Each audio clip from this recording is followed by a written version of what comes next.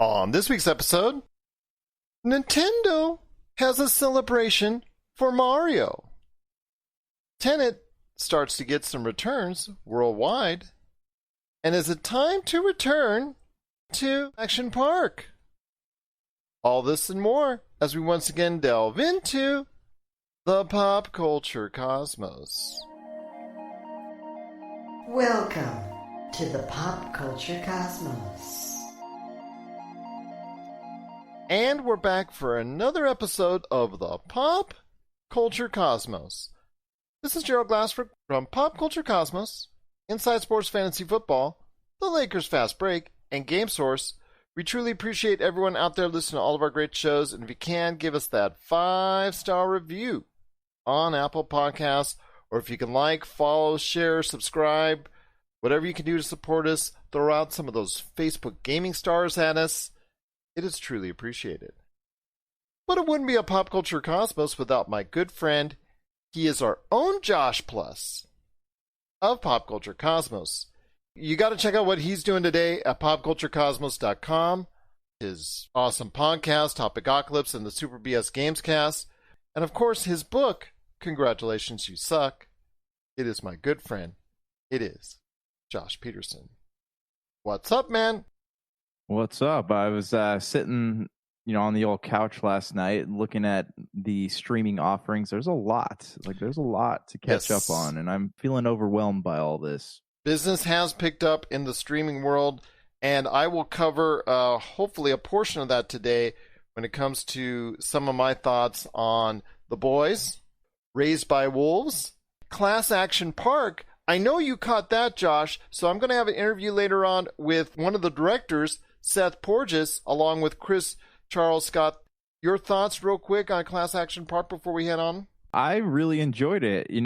Most documentaries, they have an agenda, whether that agenda is good or bad. They're pushing something. They're telling a story, and the end point is to make you feel something one way or another. It's kind of like a speech. But when I sat down and watched Class Action Park, this is a documentary that exists just because, right? No one's saying that Action Park was good or bad. It just was. And they're just telling the story of this theme park that was and did a lot of damage to a lot of people, but people still have good memories with it. It was such a unique documentary. And I have not been so enthralled with a documentary in a really long time. And so this was very well put together. The interviews were really great. All the people, and they were captivating in their own right. And I am glad that I took the hour and 30 minutes to sit down and watch this movie.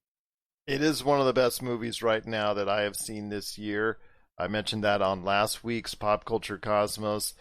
It's funny. It's reverent. It does have emotion. There's just so much to it. I will be talking to Seth later on in the program, and I'm looking so forward to it. Plus, we've also got a lot of other things to talk about, including Warner Brothers versus Ray Fisher. Mulan debuted, so both Josh and I did check that out. We're going to share some thoughts on that.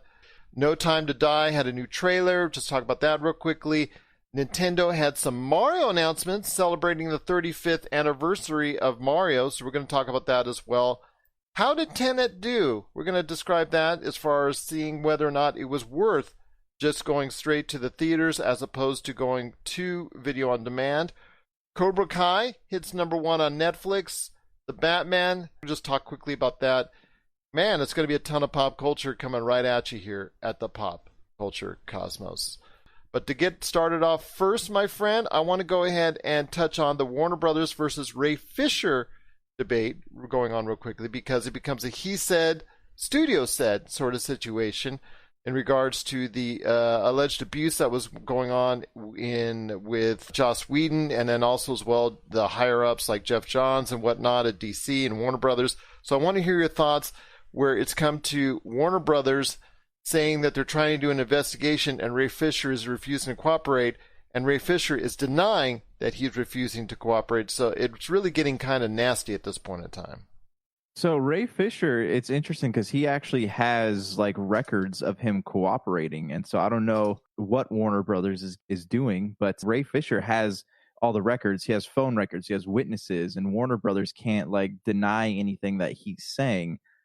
Also, what is kind of scary here is if what Ray Fisher is saying is true, and the higher ups at Warner Brothers called him and asked if he could leave Jeff Johns' name out of the whole thing, then that is something that is quite worrisome in itself. Granted, it's not anything to do with like sexual harassment like the Harvey Weinstein thing, but it has the same like elements at its core, right? Where they're trying to cover up all the sins of these big movie producers and executives. And that's something that is, especially for DC films are concerned, a universe really just trying to find itself and get on its feet. Like, this is not a good way to do something like this. This relationship between Warner Brothers and Ray Fisher is just getting worse and worse. And if there are plans at all to include Ray Fisher Cyborg in the Flashpoint movie, if there's a revival of the DCEU with Justice League 2 and whatnot, it's going to become very tenuous. So I see still good things down the road for Ray Fisher. I'm hoping part of that will be Cyborg, but it remains to be seen whether or not that's going to continue or not. But I'm hoping this won't stop or halt any plans if the Snyder Cut really becomes a success, that the Justice League could still continue in some form or fashion. He had said back in July that he was going to be involved in the Flashpoint film.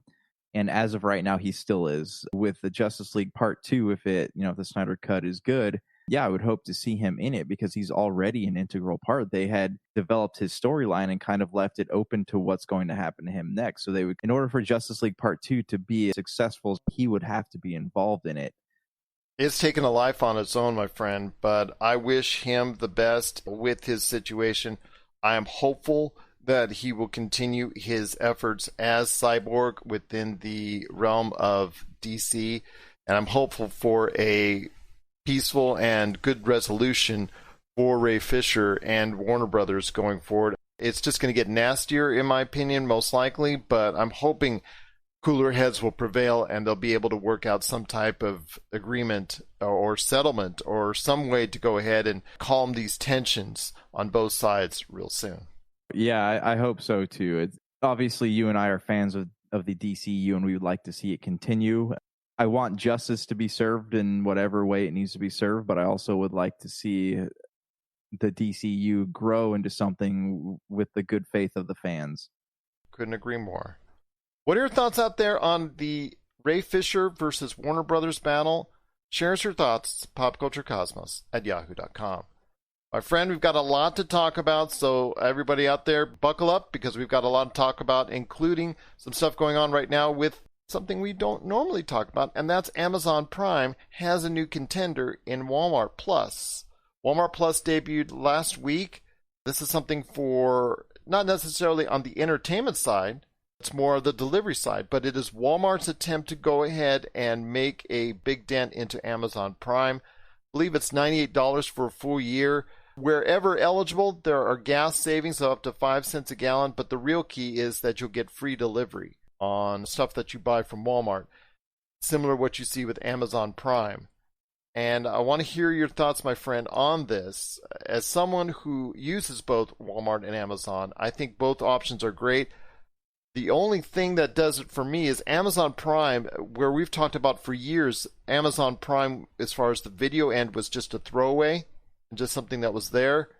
It is no longer the case. It is something that you and I both value. The Boys came out this weekend, which we'll go into here in a sec.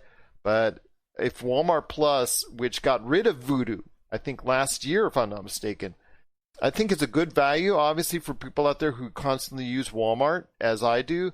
But I'm still choosing Amazon Prime if I have to go one or the other because of all the advantages from an entertainment aspect. I don't have access to the gas savings because it's not in my area, so it makes me lean towards Amazon Prime a little bit more.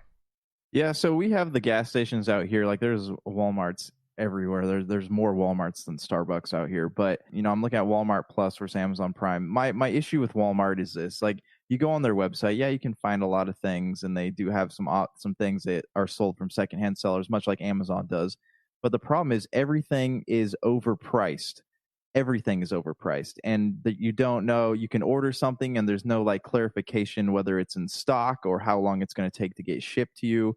Target's website, because Target will tell you how much is in stock if you can pick it up at the store or not.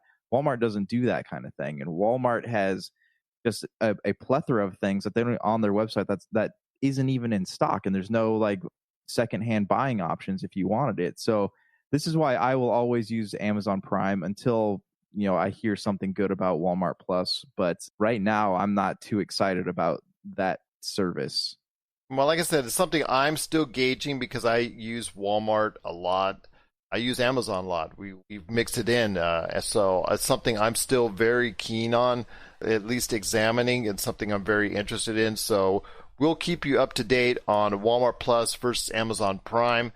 And I just want to see a little bit more from Walmart Plus that benefits me here in this area. If I can get something a little bit more from Walmart Plus on that, I think I'm probably going to go ahead and buy into it. But again, I'm still going to keep my Amazon Prime regardless. What are your thoughts on Walmart Plus versus Amazon Prime? We'd love to hear your thoughts. popculturecosmos@yahoo.com. Is Walmart Plus, especially in the holidays, and you're going to be buying a ton of stuff there, a great value for you if you buy into the service? Share us your thoughts. popculturecosmos@yahoo.com. Hey, this is Chad from Ghost Toasters, and you're listening to Pop Culture Cosmos Podcast. Coming soon, Zero Cool Films presents Action Figure Adventure. Super collector Jay Bartlett hits the road once again in search of action figures' most iconic and noteworthy and rare figures, all in the name of creating the most ultimate action figure auction ever. He fronts the cash that charity benefits in the end. What will he get, how will he get it, and how well will he do? Find out November 1st, 2020. Well, my friend, we've got a lot more to talk about on today's show. And again, later on, we will have an interview with Seth Porges, the director, or one of the directors, along with Chris Charles Scott III of Class Action Park. Mulan came out this weekend to video on demand here in the States. It's going to be released worldwide in theaters, but here in the States, it came out on Disney+. So I want to ask your thoughts on Mulan. You and I both got a chance to see it. I saw a little bit of your comments on your social media, so I want to hear your thoughts on Mulan. So you mean... Okay. So it was step right into it, my friend. Step right into it. It was a movie. It was definitely a film. It was a film of films, and a film with martial arts, and a film with a character named Mulan, but it wasn't really Mulan, if that makes sense. Well, it wasn't meant to, because they didn't do a shot-by-shot remake like they did with The Lion King. I mean, if you're expecting I wouldn't even call it a remake. I would call it a retelling. There was not a lot of elements from the movie in it, except for a character named Mulan. So that being said, approaching it from a standpoint of not Mulan, I thought it was a pretty decent movie. I didn't love it. I didn't hate it. I just thought it was okay. It was in the middle. I thought Donnie Yen was pretty good in his role. I thought that the other actors were really great. Yuffie Liu, I think the girl that plays Mulan, I thought she was really great. It took me a long time to realize that Jet Li was the emperor in the movie. That was a surprise. So here's my thought. The writing needed a lot of work. There's a lot of continuity issues where, like, how did this person get here so fast after just talking to this other person here like 5 seconds ago? There's a lot of continuity problems in the film that I don't think were really thought about. I thought the soundtrack was fantastic. At the end of it all, I would have enjoyed it better if it had more to it. If it had more, like, this felt like a very epic movie that was very dry. You know how, like, when we talk about Gears 5, the video game, and talked about how they had that open world and it felt very bare. That's kind of what Mulan felt like to me. Like, it had this chance to be this really, like, epic film because they had already stepped outside the shadow of the cartoon. So it had this chance to be this really big set piece, and they didn't really take advantage of that opportunity. So, and that gives me to my next thought. If Disney's like toting this as a cultural masterpiece, right? The whole cast of Asian actors. And I thought that was great. I thought that all the actors in the film were fantastic. If you really want to make a film like this, you need to put it in the hands of an Asian director that is used to directing a film like this. Same thing, you need to give it to Asian writers who are used to writing films like this. It felt very whitewashed Asian tale to me. I don't know how you feel about that, but like, I think like Ang Lee would have been a good director for this. I don't think he would have taken a film like this. But if you're going to have a film, this type of film, I would imagine like Ridley Scott, I think, could have made this film into a masterpiece. But it felt like it was missing a lot of things that could have made it really, really great. It was something very familiar to a lot of people because it seemed like it was shown from that aspect. But in regards to the acting, I couldn't agree with you more. I thought it was a very well acted film. What they were given wasn't always fresh, original. I do like the fact that they did not do a retelling, shot by shot remake, because I know that with The Lion King, just a waste of time, because it was, to me, just the same thing as I saw in the cartoons. And here, if it had been the same thing as I saw as an animated feature, I probably would have just really been mad wasting $30 on it, because I just could have seen the Mulan movie on Disney Plus for free. But this was something that was intended to go in a different direction. I do not like the fact, though, that they borrowed liberally from Star Wars. Heavy, heavy, heavy influence from Star Wars. So you lose some of that originality part of it. And I can understand your thought about the white aspect of it. There's really like an influence of white culture in it, because it leans heavily on Star Wars culture and Star Wars storytelling. You could almost see the parallels between a Luke Skywalker, between a Darth Vader, between those. I was basically just in my mind seeing that whole type of scenarios. Some of the different Star Wars movies all put into one, but it's an okay movie. I think you and I both agree that it's an okay movie and it's okay experience.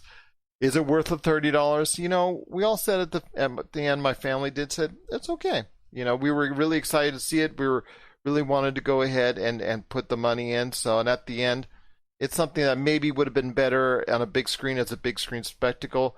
But I agree with you as far as the back end. I wanted to see more of that type of influence and cultural imprint on it that the movie deserves, I think. But overall, I thought it was okay. But then again, like I said, because it borrowed so heavily from other influences and couldn't really tell an original story in and of itself, I think that's what let me down the most. The action sequences were good, and the acting was great. So I really liked that part of it. But again, overall, I thought it was, okay movie. Yeah, it was okay. It was very middle of the road. I don't regret paying for it. I don't regret watching it.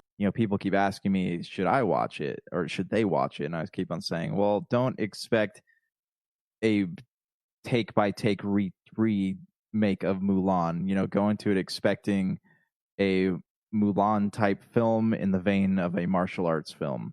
My last complaint about the movie was the fact that, like, the witch, kind of an intriguing character, they did not develop her very well. Like her emotional changes is like someone flicking a switch, right? It was just on and off. There was no build up to that. And the main bad guy, like, he barely got any screen time and he was not menacing at all. Like when he died, like I just looked at it as another like soldier falling in the battlefield. Like there was nothing that really made me fear him. So the development of the villains with Jason Scott Lee and the witch as well, I thought what they delivered was really good. The problem is they weren't utilized very well at all. Is that correct? Yes. Yeah, they were. I mean, I thought all the acting was great. I think that they just weren't handed a great script to deal with. There wasn't. It seemed like it was very safe. The lady that directed it, Nikki Caro, I think her name is, her claim to fame is The Zookeeper's Wife, and that's barely a big budget film. So I don't think that she was the right choice for something like this. They should have had, again, somebody, either an Asian director, somebody who has experience directing historical epics, something that really utilizes the number of people that they had on screen for something like this. Well, again, it's Mulan. It's out there in video on demand. You got to pay $30 for it right now off of Disney Plus. It will be soon available in theaters around the world if you can't get it on Disney Plus, but it's okay. I think we were expecting something more epic, and unfortunately we didn't get it, but it still gets a passing grade from us. And if people are wondering whether or not they should spend $30 for it, if you got a family of 3-4 individuals or more watching it, I think it's worth the value. But if you're just watching it by yourself and you want to pop down to $30, it is not the experience I think you were looking for. What are your thoughts out there on Mulan? We'd love to hear them. Please share them with us when you get a chance, right here at popculturecosmos@yahoo.com. We've got more to talk about on today's show, my friend. The Boys Season 2 is out. First 3 episodes. First 2 episodes, I will say, is a lot of character filler as far as character building. world building, things of that nature. So it doesn't move, I think, at the pace a lot of people were expecting. But my, oh my, episode 3. It is back to the boys, and it is probably the best episode I've seen out of both seasons. And that's saying something because the boys was the pick for us as far as the best TV show of last year. So if you get a chance, check out the boys. Just, again, the first 2 episodes builds a lot of the world. It's very important for structure building. But episode 3 is really a humdinger. So I think Amazon really had an idea of knowing when to stop as far as what episodes they wanted to release, and then the rest coming off at a later point in time. So yes, the first 3 episodes are out. It's highly recommended for me. I know Josh is going to be checking it out, so I look forward to hearing his thoughts on The Boys Season 2 as we move along. Also got a chance to check out Raised by Wolves on HBO Max. I saw the first episode, and you definitely see Ridley Scott's touch. He directed the episode that I got a chance to watch, so it's basically 2 androids trying to save humanity because the world that humans are battling, it's like a faith-based war that is very destructive. So in order to save one side of this human culture, they land on a deserted planet with embryos. They try to bring these kids to life. Not all of them make it, but there's one kid that does make it, and the androids try to protect that child. Then it gets to a point where some visitors come in, and it gets kind of interesting from there. And the parents get kind of protective, as you would imagine. But if you get a chance, I do recommend the first episode of Raised by Wolves. It's very visual, and there is no expense spared in this. So as a sci-fi, it's pretty good. I recommend it. I'm excited to watch it. You got robots and theology. Like, that's 2 things that Ridley Scott seems to do pretty well. So I'm into it. I'll check it out, and I'll get back to you with my thoughts. That's Raised by Wolves on HBO Max. So definitely looking forward to hearing more thoughts on that. So if you have thoughts on Raised by Wolves on HBO Max, The Boys Season 2, and then, of course, Mulan, we'd love to hear your thoughts. popculturecosmos@yahoo.com. My friend, before we hit the break, I wanted to go ahead and update everyone on Tenet. I want to ask your thoughts real quickly on this. Tenet did open up with the largest opening in the U.S. in months at $20 million here in the U.S., and it is nearing $200 million worldwide. Mind you, this was a movie I think that was going to garner $1 billion.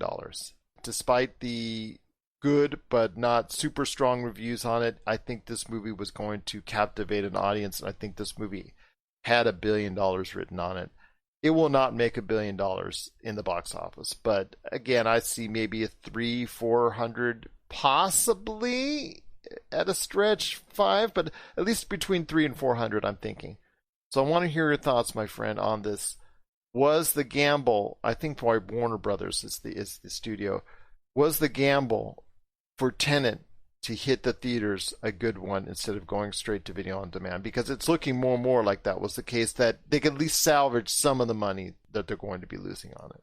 It'll probably hit, by the time it's done with its theatrical run, I think it'll make around 400 to 500, because it's just opening in where we are this week. Like, it's not even out yet. It starts playing in theaters here on Friday. So no, it's already out.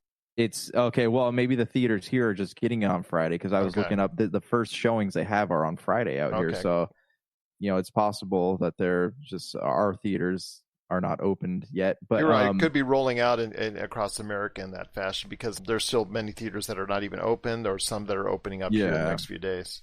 Yeah. So I don't know like what the rest of the world looks like right now, but yeah, I think I'm hopeful that'll do well. I think that it was worth the gamble, and I kind of, to show like the naysayers that like, hey, people are going to theaters again. It kind of gives people an excuse to get out of their house, because especially out here, like I'm going out and there's people everywhere.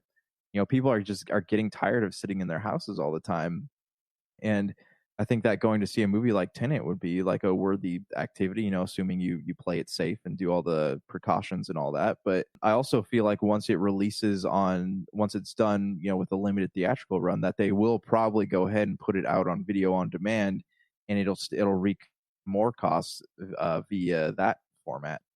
It'll never make up for the money it's lost on a general, it's out in the theaters for 5 to 6 months, and then it goes to a video on demand from then.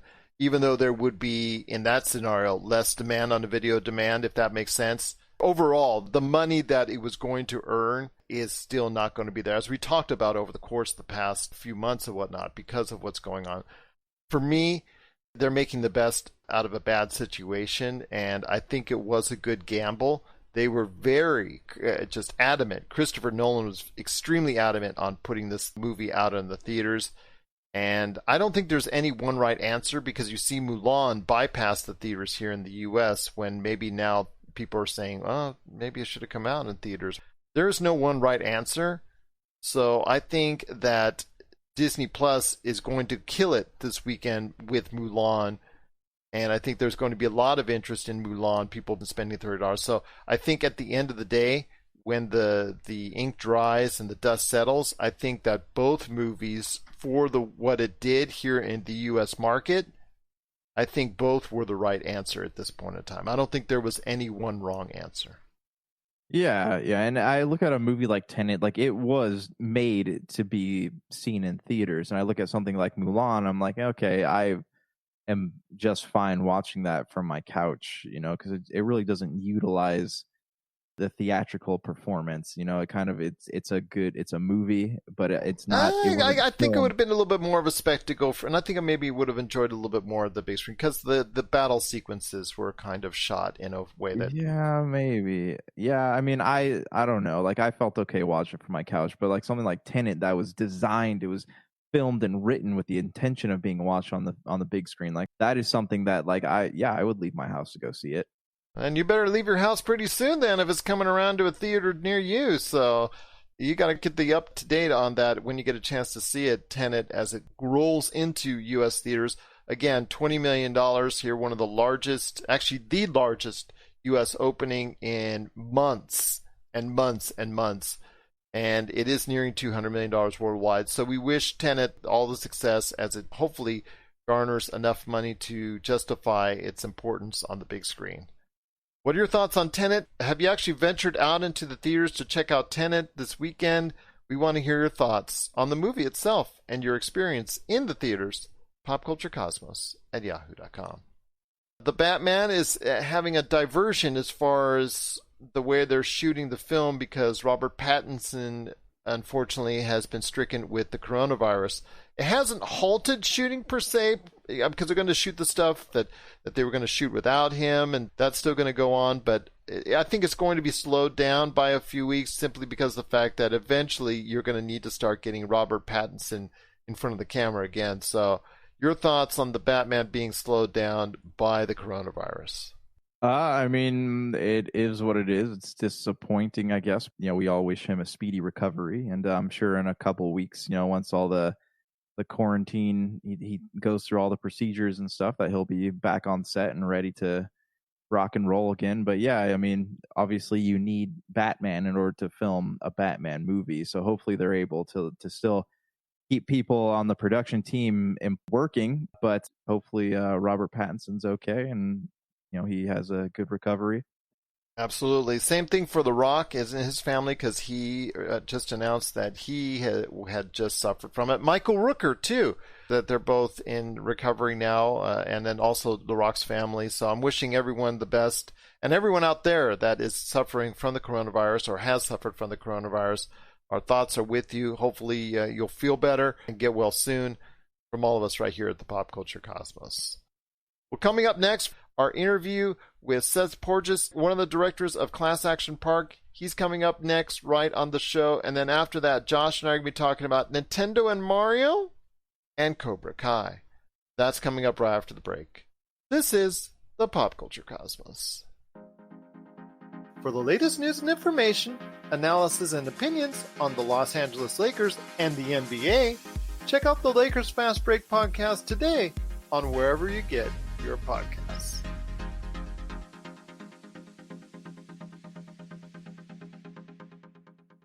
There's nothing in the world like Action Park.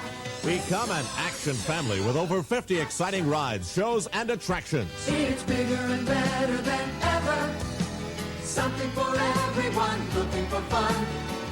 Get ready for the Action At the world's largest participation park, where you and the rides become one. This week, come and share the experience together. You're just minutes away. There's nothing in the world like Action Park.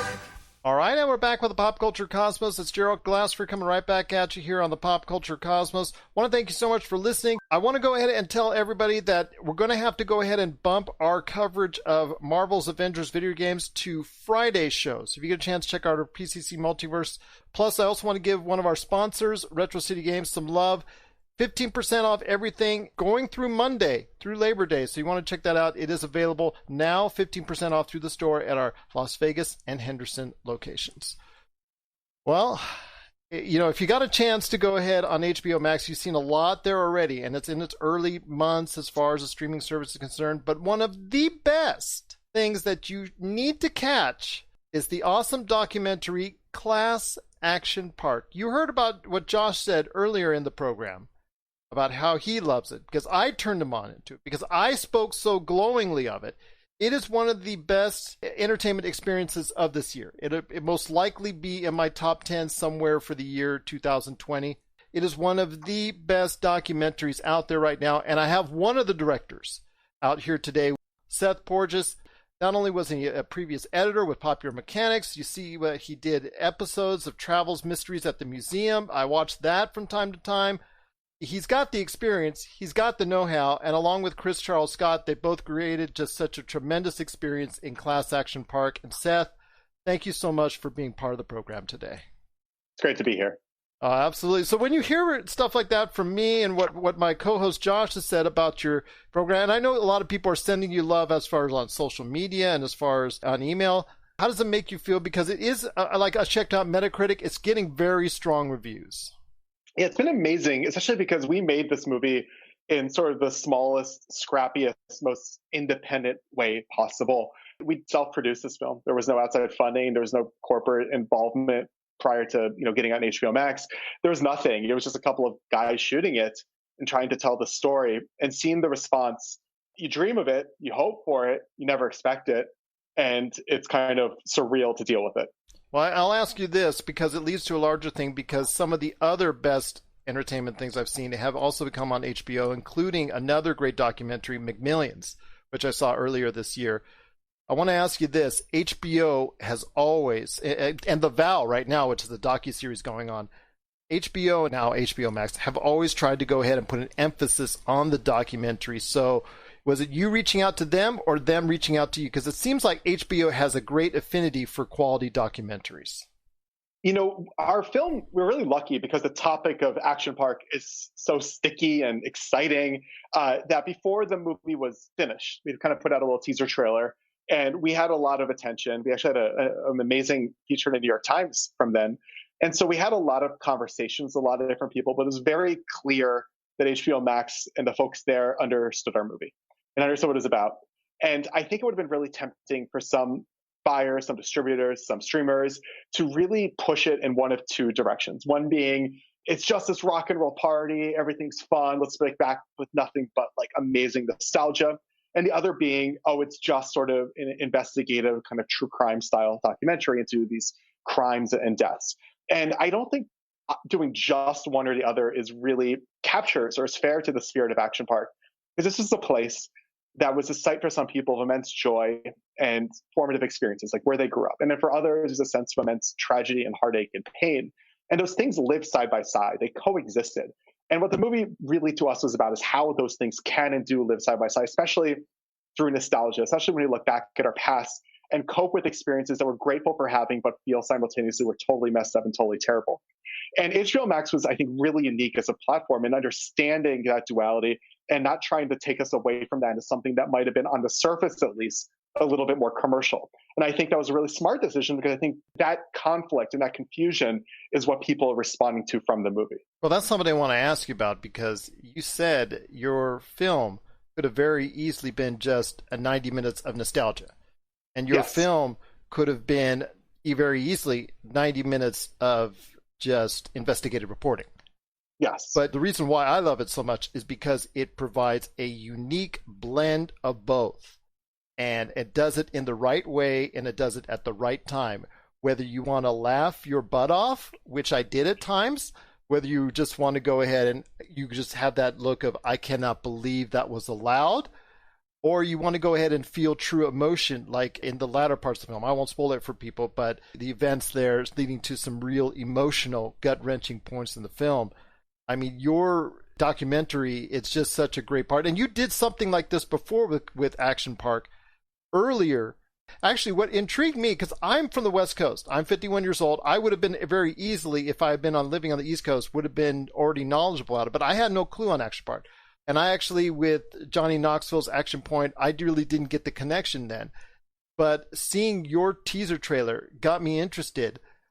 I thought, okay, well, how much can Class Action Park do? Class Action Park goes a full deep dive into why Action Park was so dangerous, but also so entrancing at the same point in time. Yes, and it's about that. You know, if this was just a movie about a dangerous place, people would go, well, why do we care? Why would anybody have gone to this death trap?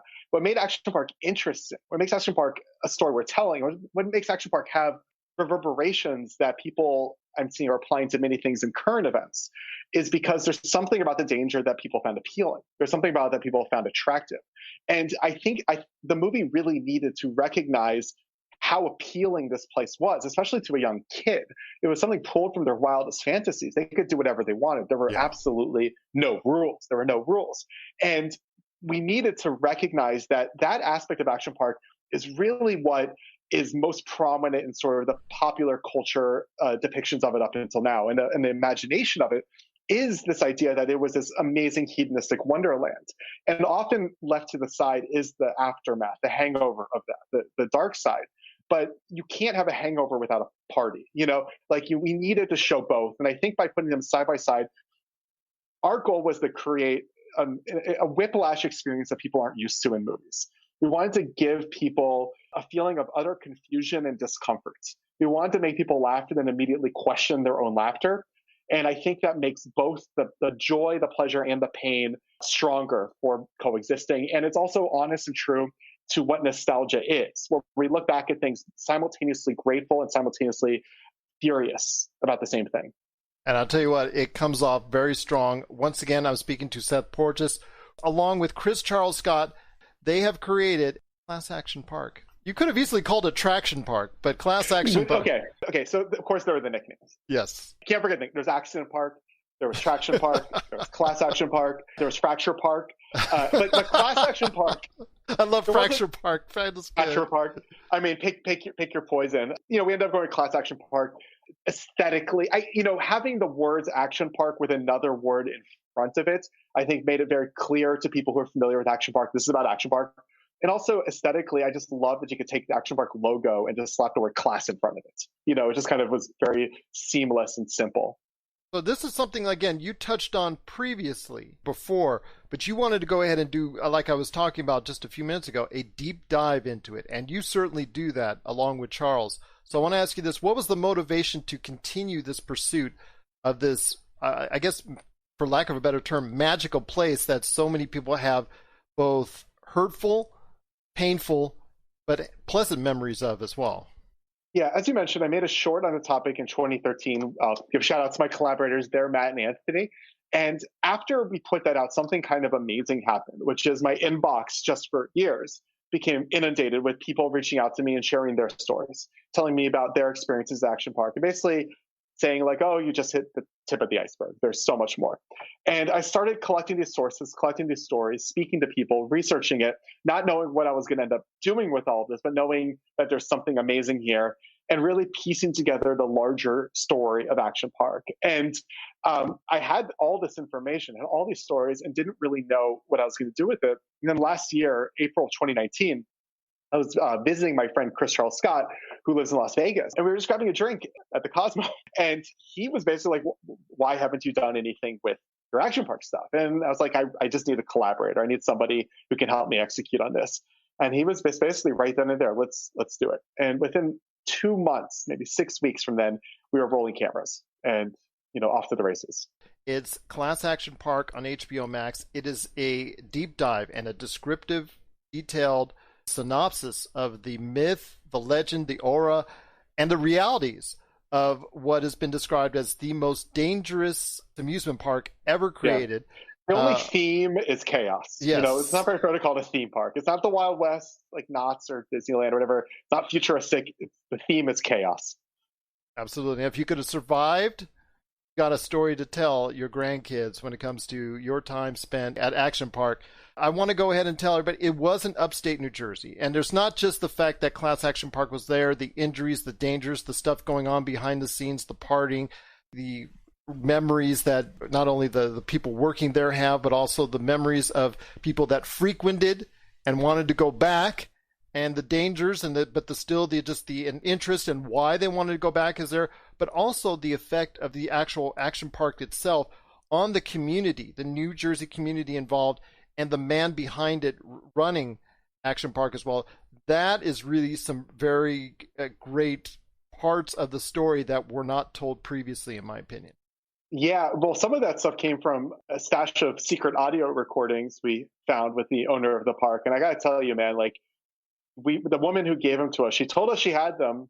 And then it just took months and months and months of digging through her attic until she found them. And they've been sitting in a box since the 90s. And when we got those, just hearing the owner's voice kind of come to life and him speaking in this very candid manner about things like political connections and the worries of the town about his park's expansion and retaliation against him and other people for messing with the wrong people in town. It was just unbelievable just hearing it come to life and knowing that really nobody had heard these things in 30 years. And because Action Park is what it is, a lot of that is attributed to the owner and the creator of Action Park because of his imagining, and in a lot of ways the ride's imagining as well. But I also want to hear your thoughts on, if you could just tell people why it's not just about Action Park, but the man behind it and the things that he did, both good and bad, in regards to that just accentuates that myth of Action Park even more. Yeah, it's not even just about that. I mean, to me, the movie is about these childhood experiences we have that we have a hard time grappling with and understanding. You know, all of us look back at some parts of our childhood with some degree of fondness, and all of us look back to some degree of disgust at the things we were put through and the ways we were growing up, and especially kids from the 80s, when they were running around really without any parental supervision, getting into trouble, going into extremely dangerous scenarios. You know, if you weren't going to Action Park, you were diving off a cliff, playing in a quarry, running around a factory, getting into fights. Who knows what you were doing, right? Like, it's amazing we don't all have tetanus or are dead. And Action Park, I think, was this hyper distilled version of this latchkey kid 80s upbringing within the confines of an amusement park. And that's what made it so interesting, is just the fact that, especially nowadays, people assume amusement parks are tested and safe and, you know, super, super hyper regulated because places like Disneyland and Disney World are. Action Park wasn't like that. And Action Park was a place where you pay an admission price and experience things you could experience nowhere else on the planet. You could do things, you could play on rides, you could get into fights, you could do anything you wanted. Nobody was going to tell you no. And it's something so strange about that, I think, to people, younger folks especially, who are amazed this place could possibly exist. And then their parents are like, oh yeah, you know, even if you didn't grow up in Jersey, we were doing similar things wherever we grew up. But about the owner, he is this American archetype. He's Charles Foster Kane. He's P.T. Barnum. He's Rockefeller. He's Trump. He's this big, larger-than-life person who has somewhat of a casual disregard for rules and norms. And definitely that shows off in the film. And obviously it helps perpetuate all the themes that you got as far as, like you said, chaos. But one of the last things I want to talk to you about is the overall theme, like you said, chaos. But it also represents, like you said, about the visions and the way we were acting and living life in the 80s, because it's a great representation of what life was like in the 80s. And I think it tells a bigger story in that sense. For someone who lived through the 80s, I could tell you that the rules were looser in those days. The regulations were looser in those days. Just no life. Phone. Yeah. There was no phones. Like, parents had no way of knowing where the kids were. Like, now they're all have trackers on them effectively. Back then, that wasn't the case.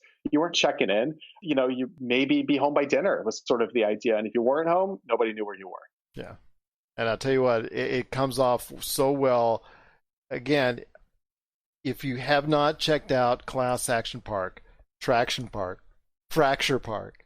Fracture Park. Yeah, that's the best one. Accident Park. Accident Park. So many. Grave pool, I love that. You know, about all the rides, whether it was the alpine slides, whether it was the waterfalls, whether it was jumping off that, whether it was the water slides of doom, or the motorboats of danger, or the go-karts, the battle boats. The only thing you didn't show, there's like in the commercial, was dirt cars with the roll dune cage, buggies. the dune buggies. I mean, this was a big park. There were 75 rides and attractions at its peak. There's a lot we didn't get to. They had at one point this American Gladiators-ish experience. It had nothing to do with the show. In fact, there was a legal action taken by the show because they were branding it so closely to the show. But literally, you would joust some jacked up steroidal New Jersey teenager named Turbo or Thunder or something, or like run through this obstacle course. They turned American Gladiators into like an amusement park attraction, effectively. They had a skydiving simulator of the Aerodome where you put in like a flight suit and you'd hover over a big fan. But what the employees did, every ride had like the way the patrons did it, and then the way the employees did it that was 10 times more extreme. The employees would take the foam mats that other rides would use and turn them into these like flight suits. And the whole thing was like a building with a donut hole that the fan would blow through. And they would literally fly over the roof through the donut hole. And if they missed that like airstream, they're just toppling over. They're falling. And you spoke about how the dangers of that. That's just incredible. But you just were speaking about all the injuries that were happening there on a daily basis. I can tell you from my experience here on the West Coast, there used to be near Ascot Raceway at that point in time in Gardena, California, a little go-kart track that I was once running and whatnot. And I could see the injuries of people that were every single day were having when they were not following the rules. And at times it was chaos and people were seriously injured. Yeah. You know, people actually sliding in under the tracks and the track actually embedding into the legs, and they would come out and the chunk of their leg is gone.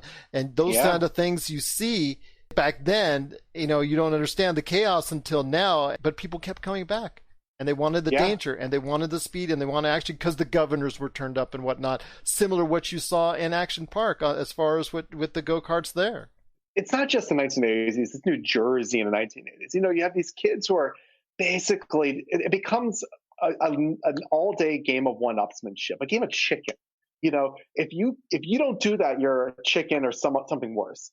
And you have to prove it, because otherwise you go back to school and good luck facing whatever you're going to face if you weren't the kid who wouldn't do it. And so it really became a place where people would test their manhood, test their mettle. Effectively, it is just like in Rebel Without a Cause, where they're playing chicken with the cars. That's what Action Park was. Well, I'll tell you what, it's just an incredible story indeed. And one last thing I want to ask you before we head on out, and that is I want you to go ahead as pitchman.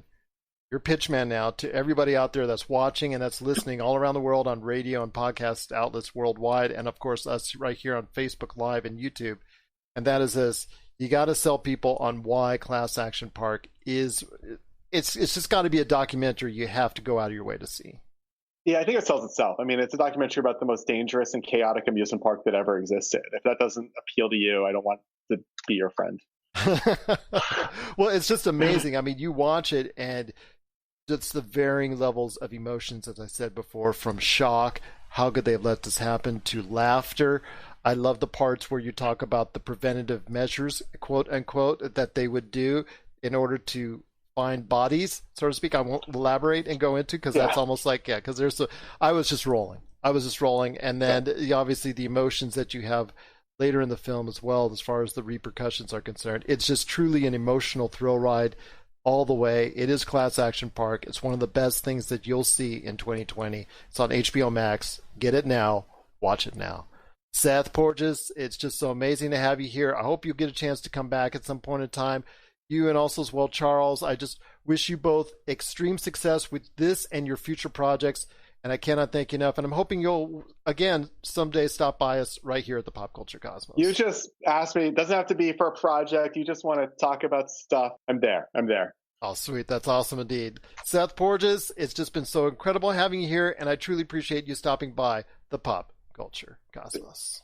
If you need your video game fix, be sure to check out Retro City Games. Located in Town Square on Las Vegas Boulevard or in Henderson, Nevada, Retro City Games has the cure for all your video game vices. Retro games and games for current consoles, Nintendo, Sega, PlayStation, Xbox, and more. Retro City Games has all the staples from any library and some highly collectible offerings too. So pick up a few games today at Retro City Games in Town Square on Las Vegas Boulevard or in Henderson, Nevada. Retro City Games is your video game metropolis.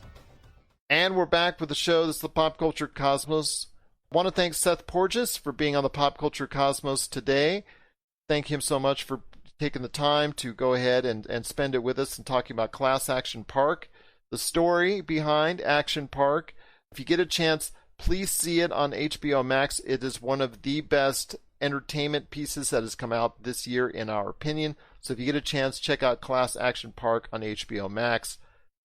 Well, my friend, I know you didn't get a chance, Josh, to check out No Time to Die, that new trailer that came out for the latest thing to remind people that it's coming out in November. It just piques the interest once again on the 007 franchise, and it gets me excited for No Time to Die. Yeah, I'm actually, I've been going back for the first time and watching the old James Bond movies, hoping that by, November. I've never watched some of the old James Bond movies, so I'm trying to kind of get in my head the legacy of the character. I've read some of the books, but I've never I've watched the Pierce Brosnan ones. I've seen a couple Sean Connery ones. I've seen all the Daniel Craig ones, and I saw the George Lazenby one. I just want to I want to experience all of it. So I'm hoping I can do that before the new one comes out. The Daniel Craig movies are the first ones that kind of continue the story.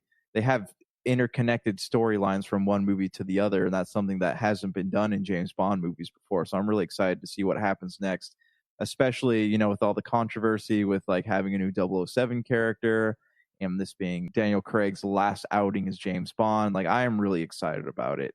I am too. It's looking very good. And so when No Time to Die debuts in the UK on November 12th and then in the US on November 25th, I know a lot of people are going to be excited. That's going to come at a very heavy time, my friend, because I think Tenet is showing people now in the movie industry that people are, in some form or fashion, in a small amount or an amount that's enough to generate some funds, going back to the theaters. So you are going to see in late October, November, December, you're going to see a flood of all those films that were supposed to come out during the course of the year being released, and you and I are going to be very busy with movies around that time, I believe. Yes, and I'm hoping that we'll have some resemblance of normalcy by that time, but who really knows, right? So James Bond is definitely one that I would want to experience in the movie theater, so as opposed to sitting on my couch. And I'm sure the producers want that too, because those are not cheap movies to make.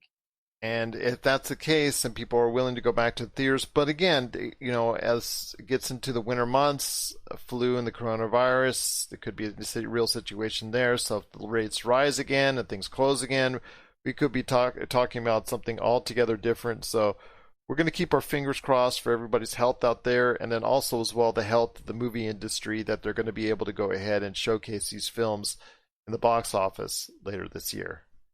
Well, before we head on out, my friend, two last things to cover, and that is Mario celebrated a 35th birthday this past week with a surprise Nintendo Direct. And I want to hear your thoughts on some of the big announcements that were there, including Super Mario All-Stars, Super Mario 3D All-Stars, the new Mario Kart home circuit, which is going to include, I believe, something that's actually physical. As you know, Nintendo loves to do these different things as far as saying than just a regular video game. Super Mario Bros. 35, which is going to include 35 players, an online battle game. That's going to be very interesting to see. I'm going to maybe delve into that one. Super Mario 3D World plus Bowser's Fury. And then, on top of that, just to add extra cuteness, a Super Mario Bros. Game & Watch, which I thought was really uber cool. It takes me back to the old days on that one.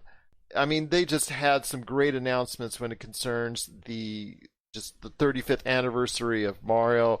That bundle of Super Mario Bros. All-Stars, just with Super Mario Sunshine, Super Mario 64, Super Mario Galaxy, coming to the Switch in a single package. I understand it's Nintendo making some chunk of change there by rebundling a lot of the stuff and repackaging a lot of the stuff. But my gosh, more Mario isn't a bad thing. I mean, it was cool. I liked the 3D All Star remake. I am really excited about that. My one beef with it is that why make it a limited release? So they're saying you can only get it between September 18th and I think March 31st or something, and then you won't be able to get it anymore. So that was, Or get it for now. I guess, if they're doing like a going back in the vault type thing, but like that just feels really weird to me because Switch games don't have issues selling. Like look at Mario games, they go on sale $10 off, and that's on a good week. So I don't think they'd have any issues. People would continuously buy it. As for the game itself, I am excited. I am going to get my pre-order in this week. I would have preferred like a more remastered version of Mario 64, because if you go and look at the video of it, it has the black bars on the side. They kind of did an up convert, much like a Blu-ray player will up convert a DVD. So they did that. Still excited about it. Super excited about Super Mario 3D World. That was one that I wanted to play, but just never had the opportunity to. So now it's coming back. So that's cool. Really interested, not going to say excited, but interested in that Mario Kart, the kind of augmented reality type thing, which is really cool because you're driving the cart and it's creating this track on your screen that you have to follow, and it's keeping your car from running into things. So really cool. But yeah, a lot of good stuff coming out of that. Well, what are your thoughts? More Mario is not a bad thing. So whether or not it's the new Mario Kart, the 35-player online battle Mario, the reimagining of the bundle package that they're putting with all the older Mario games in there, yeah, it's Nintendo's way of revisiting that nostalgia and making the chunk of change, but we keep buying it. We keep sucking it in. We keep eating it up. So I just tell you, Mario is one of the favorite characters that I enjoy. So to me, that's not such a bad thing at all. I'm glad to see, being able to play Sunshine and Galaxy. I'm glad to see that they are, I guess, doing in a sense what they did with the, with the eShop, just putting out all the old games. My only thing is I can understand why people would not want to pay to play these games, though, because you look at it, you could get Mario 64 for like $7 on the Wii eShop, and now you have to pay $30 again. But I also know because of it, Mario and it's on the Switch, that people would probably pay like $90 if they're charging $30 a piece for these games. So I'm excited about it, but I can see why some people are disgruntled about it, like our friend Frank over at the Super BS Games cast. With the Nintendo, you always have to pay the dollars. What are your thoughts on all the new Mario games that are coming to Nintendo Switch, the portable, the home circuit, the whole 9 yards, celebrating the 35th anniversary of Mario? Share us your thoughts, popculturecosmos@yahoo.com. Well, my friend, it's been a great episode, but before we head on out, I want to go ahead and give a big shout out to Cobra Kai. The first 2 seasons are now available on Netflix, and it is exploding on Netflix. In advance of season 3, which is coming out next year, I do want to give props to Captain Jim FTW. He was right that season 3 is already set to go. It's not been delayed, the production, by coronavirus, so it's already set to go next year. But seasons 1 and 2 are a big hit on Netflix. Actually, season 1, I said, was one of the best shows on television at that point in time. So I want to hear your thoughts before we head on out, my friend, on your excitement for watching Cobra Kai. I don't really have a lot of thoughts right now because I haven't seen it, but I am excited to watch it. I have been talking to a lot of people who don't normally watch that type of thing, and they're saying it's just on Netflix, looked interesting. But yeah, I'm excited to go back to the world of the Karate Kid. In a different fashion, in a different form, and from a different viewpoint, which I really liked. I really enjoyed the aspect of it. I watched The Karate Kid a couple times, but I'm still not a huge fan of it. I thought it was part of some 80s cheesy schlock even back then. So I'm not one of the biggest fans of Karate Kid, but boy, am I one of the biggest fans of Cobra Kai because of the way that they were so unique. They took this bit of nostalgia and were able to make something completely fresh out of it. And I truly enjoyed that aspect of it. So if you get a chance, check out Cobra Kai. It is the #1 trending show on Netflix right now. So if you get a chance, check out Cobra Kai on Netflix. You will be glad you did. So Josh, has been a great episode. More coming up this week on the Friday show, the PCC Multiverse. But any last thoughts on the way out? A lot of streaming I got to catch up on. So hopefully I will have more thoughts on all the things coming up here. Finally, we're getting a lot of good stuff coming to us now, and hopefully we'll go ahead and get more this fall and this holiday. So for Josh Peterson, this is Gerald Glassford. It's another beautiful day in paradise right here in the Pop Culture Cosmos. We thank you for listening. And here's hoping you have yourself a great